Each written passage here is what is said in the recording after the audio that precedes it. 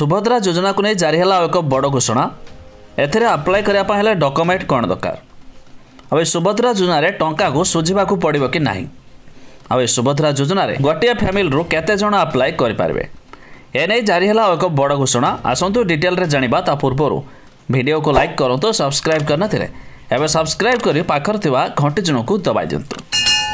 आपण माने जानिछंती सुभद्रा स्कीम रे अप्लाई करिया हेले सरकार तरफ एसओपी बा गाइडलाइन जारी होइछि जहाँकि वार्षिक 2टी किस्ती रे 5,5,000 10,000 टंका मिलिबो आगामी 5 वर्ष पर्यंत अर्थात मोट उपरे ए सुभद्रा योजना रे 50 टका मध्य आपण पाई पारबे।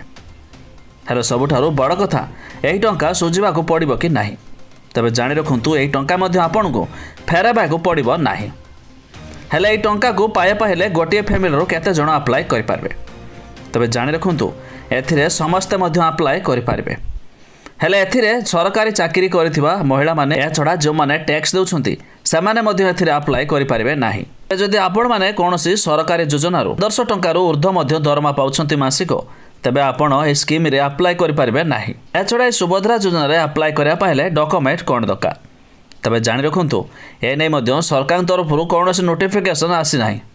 हेले जानि रखंतु एने सरकार तरफ जारी होइतिबा एसओपी रे किछि समिति लेखा नाही।